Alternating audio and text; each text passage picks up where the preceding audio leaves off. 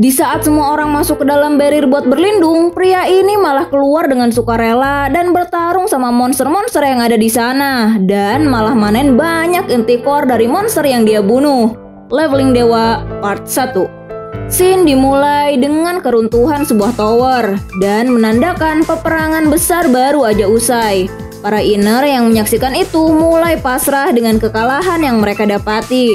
Sampai ada seseorang yang memarahi mereka dan bilang kalau perang belum selesai. Ngedenger raungan Sun Oh-gong, Hercules kemudian mendekatinya dan bilang, meski Sun Oh-gong seorang immortal sekalipun, sikap sok kuatnya itu nggak bakal berdaya di hadapan Outer God. Hercules kemudian nenangin Oh-gong yang terlihat sangat kesal dengan kekalahan mereka. Tiba-tiba seseorang melemparkan sebuah inti-core ke arah para inner yang ada di sana. Itu adalah Kim Yoo-won, dan satu-satunya manusia yang berasal dari bumi. Semua orang dibuat terkejut sama kemunculan Kim Yoo-won. Dan saat mereka bertanya tentang rekan-rekan mereka yang lainnya, ternyata mereka semua udah dikalahin sama Outer God. Bahkan Merlin, Asura, dan Visu, iya, mereka semua telah mati. Dan saat Kim Yoo-won ngasih tahu kalau inti-core yang dia lempar itu adalah salah satu milik Outer God, Sun Oh-gong langsung terkejut dan memaki inti-core itu. Kim Yoo-won kemudian menyadari sebuah fakta, kalau inner seperti mereka nggak bakal bisa mengalahkan Outer God. Tiba-tiba, Kronos muncul di depannya dan ngebantah omongan Kim Yoo-won. Kita bisa kembali ke garis dunia yang lama dan mengulangnya dengan lebih baik. Kronos juga nyuruh siapapun yang kembali buat nggak mencarinya di garis dunia baru, karena kemungkinan dia nggak bakal ada lagi. Itu adalah bayaran yang setimpal karena menggunakan Kronos Clock Movement. Dan saat Kim Yoo-won nanya tentang siapa yang akan kembali ke garis dunia yang baru, semua orang yang ada di sana langsung memandang ke arahnya. Saat Kim Yoo-won mempertanyakan keputusan mereka, Sun Oh-gong langsung bilang kalau di antara mereka, Kim Yoo-won lah yang paling terakhir memasuki tower. Tapi dia bisa beradaptasi dengan cepat sampai bisa ikut bertarung bersama mereka yang lebih dulu naik ke lantai yang paling atas. Demi mengubah tower, hal yang paling tepat adalah memulai dari lantai paling bawah. Dan itu cuma bisa dilakuin sama Kim Yoo-won. Teman-teman dewanya kemudian menyampaikan pesan-pesan terakhir mereka. Sebelum akhirnya Kim Yoo-won kembali ke garis dunia baru. Dan saat dia membuka mata, kini dia udah sampai di garis dunia baru. Dan tiba-tiba sebuah tinju langsung menghantamnya. Saat Sanbei-nya itu melayangkan pukulan yang kedua, Kim Yoo-won langsung menghindarinya dan membalas balik serangan sebelumnya. Malam harinya, saat orang-orang yang sebelumnya membuat keributan bersama Kim Yoo-won asik berpesta, tiba-tiba mereka melihat juniornya itu. Kim Young-hoon dan gengnya langsung menghadang Yoo-won. Hampir jam 12 malam, kalian harusnya menikmati 3 menit terakhir ini. Lagi pula setelahnya akan menjadi neraka. Ngedenger hal yang gak jelas, Kim Young-hoon langsung terlihat marah. Tapi saat Kim Yoo-won ngebuka kopernya yang penuh dengan senjata tajam, si berandalan sekolah itu langsung terlihat ketakutan. Begitupun dengan teman-temannya. Dan menjadi pusat tontonan bagi banyak orang. Tapi tiba-tiba mereka semua menutupi telinga akibat gesekan partikel di udara yang sangat keras. Tutorial akan segera dimulai. Bertahan hiduplah dari gerombolan zombie selama 30 menit. Dan seketika para zombie langsung bermunculan. Sistem ngasih setiap orang senjata dasar untuk bertahan hidup. Kim Yoo-won yang dapat pisau tua langsung melumurinya dengan cairan garam. Dan seketika dia langsung melesat menebas para zombie yang ada di hadapannya. Setiap kali Kim Yoo-won ngebunuh satu zombie, maka dia bakal dapat 100 poin sebagai imbalannya. Dan semakin sering dia melakukan itu, levelnya pun semakin cepat meningkat. Dan itu ngebuat tubuhnya menjadi lebih ringan dan kuat. Orang-orang yang melihat Kim Yoo-won dengan mudahnya ngebantai para zombie ngira kalau zombie itu sangat lemah. Dan mereka juga mampu melakukan hal yang sama. Dengan penuh percaya diri, seseorang nyoba nebas zombie itu dengan kapaknya. Tapi si zombie yang gak bisa ngerasain rasa sakit langsung menggigit pria itu sampai mati. Meski para zombie ini lemah dan lamban, tapi mereka gak bisa ngerasain sakit dan sulit buat dibunuh. Saat efek dari air garamnya udah habis, Kim Yoo-won menendang tuh zombie dan kembali ngelumurin senjatanya pakai air garam. Dan usut punya usut, pengetahuan tentang air garam yang efektif buat ngelemahin para zombie itu dia dapetin dari seorang ajushi di kehidupan dia sebelumnya. Kim Yoo-won terus menebas para zombie sampai ada notifikasi yang ngasih tahu kalau dia udah ngebunuh 100 zombie cuman dalam 10 menit dan dapat sebuah achievement yaitu 3 unallocated stat point. Kini waktu bertahan hidup tersisa 10 menit lagi. Si Kim Young-hoon terlihat frustasi karena nggak bisa ngebunuh para zombie seperti yang dilakuin Yoo-won. Sadar kalau dia nggak bakal bisa mengalahkan para zombie, dia kemudian nyari sosok juniornya itu dan berharap jika bersama Yoo-won maka mereka bisa selamat. Tapi mereka nggak menemukannya. Dan saat senjatanya patah karena serangan dari para zombie, Kim Young-hoon yang udah pasrah cuman bisa diam aja. Tapi tiba-tiba para zombie itu meleleh dan mati seketika. Terlihat butiran garam turun menghujani tubuh mereka. Di tempat lain, Kim Yoo-won lagi melompat dari gedung satu ke gedung yang lainnya. Sambil naburin serbuk garam, dia nerima banyak sekali notifikasi naik level. Tutorial pertama selesai. Survivor 4007 orang. Dan di tutorial pertama ini, Kim Yoo-won berhasil ngebunuh sebanyak 1427 zombie.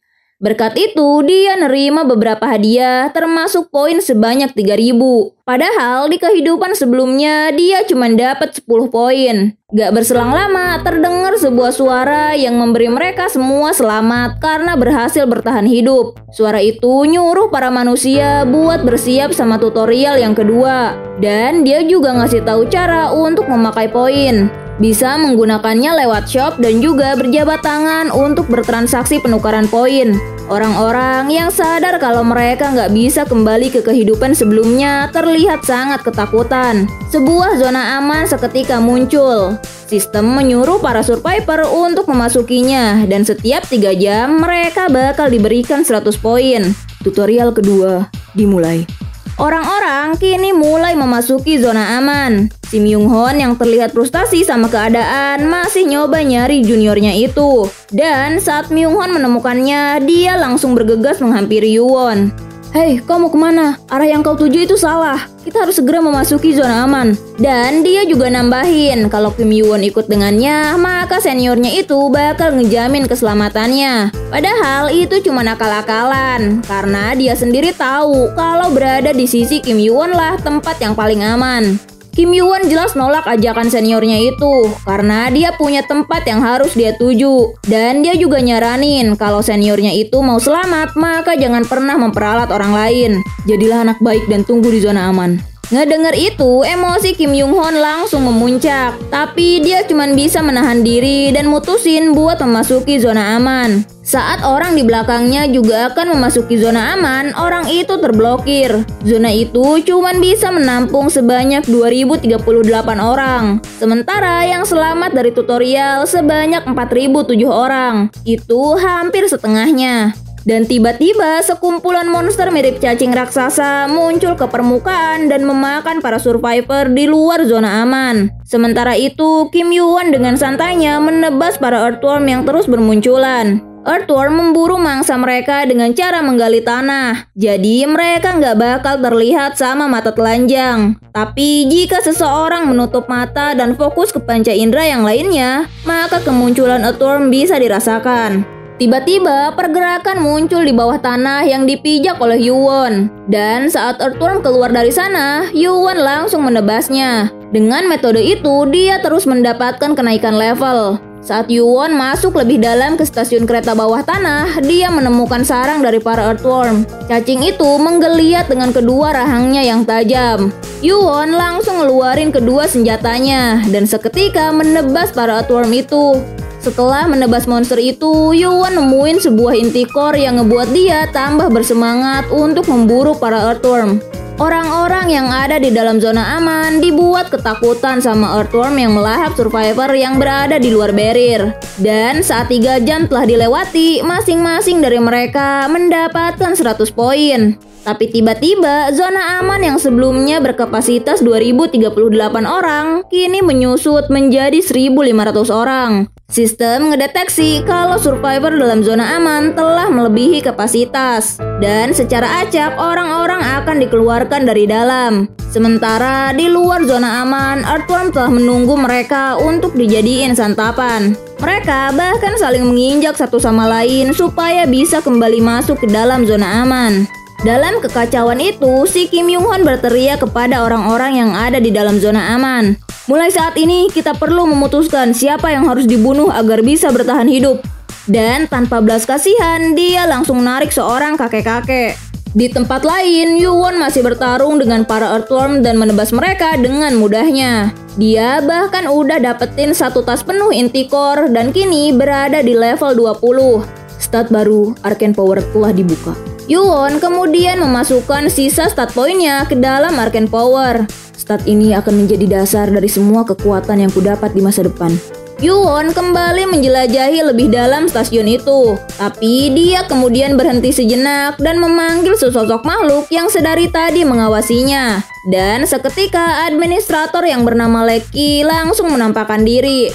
Administrator kemudian nanya tujuan Yuwon memanggilnya, dan ternyata itu berhubungan sama penggunaan shop. Saat si administrator ngira kalau Yuwon mau ngebeli senjata, Yuwon malah bilang kalau dia mau ngebeli sebuah skill. Dan dia pun langsung dibuat kaget karena administrator belum ngasih tahu tentang info pembelian skill sama sekali. Dari semua skill yang ada di shop, Yuwon kemudian membeli skill Monkey Eyes, mata yang dulunya milik monyet Gunung Huagong. Dan setelah itu dia juga ngebeli sebuah senjata. Setelah selesai membelanjakan poinnya, si administrator pun kembali menghilang, sembari memuji Yuwon dan mengatakan kalau dia memegang harapan besar kepada Yuwon. Dari kata-kata itu, Yuwon sadar kalau mulai saat ini dia akan dijadikan target pengawasan khusus. Karena semua pencapaian besarnya didapatkan hanya dalam waktu yang singkat. Tapi selama dia nggak ngelanggar peraturan apapun, dia nggak peduli mau diawasi sama siapapun. Satu-satunya yang dikhawatirkan adalah keberadaan dia di garis waktu yang saat ini menggunakan clock movement buatan ketiga teman dewanya. Yuwon kemudian ngaktifin skill Monkey Eyes, dan dengan mata itu penglihatannya menjadi semakin tajam. Begitupun dengan kelima indera yang lainnya. Ini adalah mata orang itu. Aku harus segera meningkatkan profisiensiku karena nilai mata ini berada di tempat yang lain.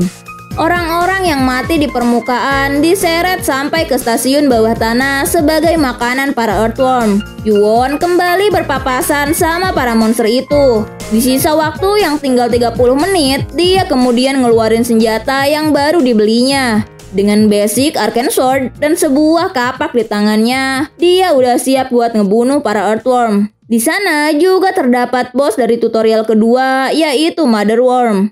Tapi hanya dalam sekejap mata, Yuwon berhasil numbangin semua Earthworm dan hanya menyisakan bosnya aja. Ngeliat anak-anaknya dibantai, monster itu langsung mengamuk dan dengan keempat taringnya yang tajam, dia nyoba buat menyerang Yuwon. Tapi dengan semua statnya yang udah meningkat, Yuwon langsung melompat ke udara dan bersambung. Gimana? Seru kan? Kalau kalian suka sama cerita manhwa ini, coba komen di bawah. Dan kalau tembus 1000 views, Mimin bakal kasih update-nya lebih cepat lagi. Seperti biasa, kalau ada yang mau neraktir Mimin jus mangga, boleh ke link yang ada di Seperti biasa, kalau ada yang mau neraktir Mimin jus mangga, boleh ke link yang ada di deskripsi. Atau super thanks juga boleh. Bye!